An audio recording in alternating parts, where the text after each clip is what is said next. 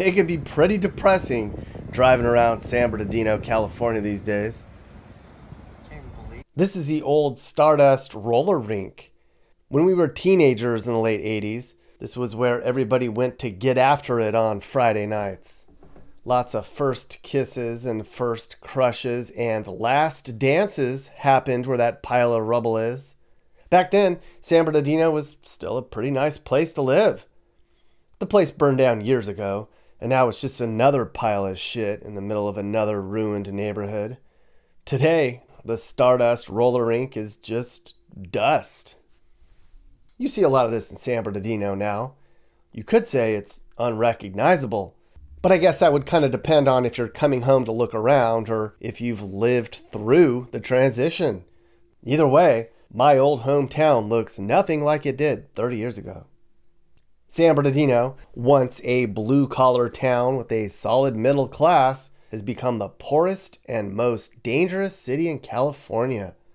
I see a lot of the comments from people. They say, "Nick, you spend a lot of time driving around, showing everybody run-down America.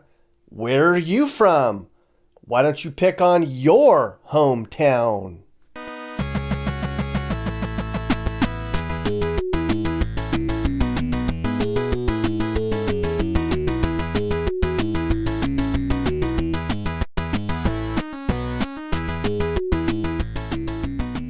Every time I come home, I see something new.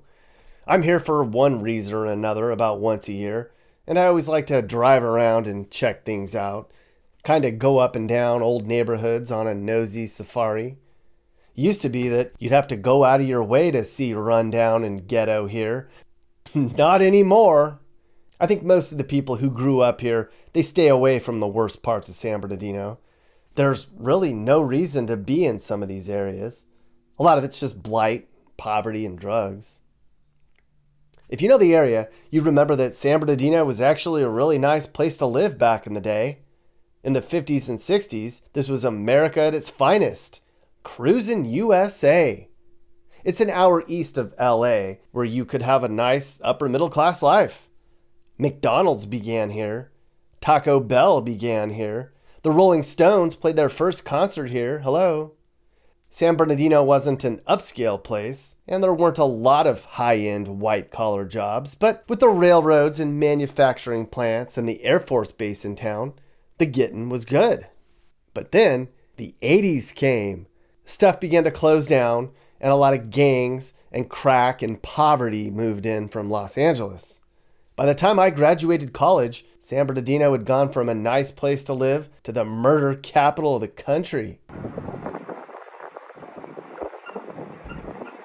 I showed you the old roller rink and what that looks like over there. This is the former site of the Central City Mall. Us kids used to come down here and watch movies and cut up, ride our bikes down here, didn't have to worry about anything. It was a pretty fun mall. Well, it mercifully shut its doors down in 2017 because it was really run down for a long, long time. And today, it's a place for crackheads to squat. I hear they break in here and steal the copper. One of them actually electrocuted himself trying to do just that. But that's San Bernardino. People steal anything they can get their hands on. I went to the local Walmart and the damn underwear was locked up under glass. I've never seen anything like that before. And you go to CVS and it's everything locked up. The deodorant, the toothpaste, the razors, the fake nails, and the eyelashes.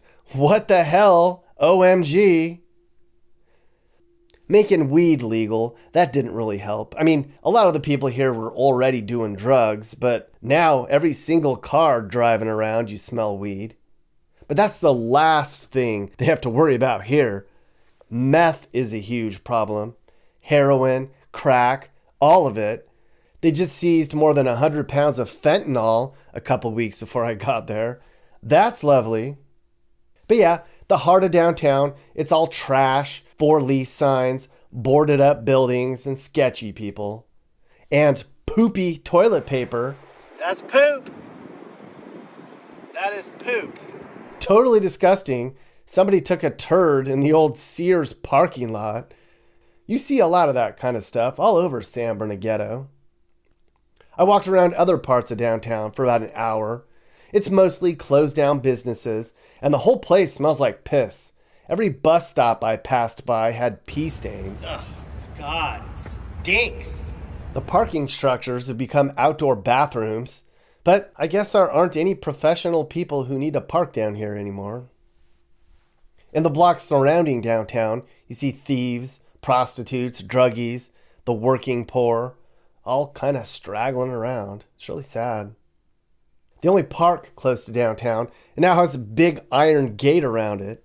I'm sure the bums wrecked it years ago. It was also likely a place where shootings happen regularly. I can only imagine.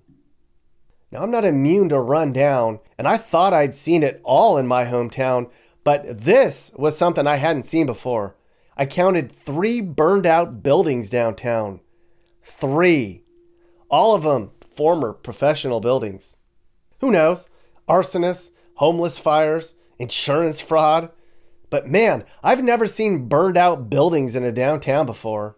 And they were all over the place. Thank God.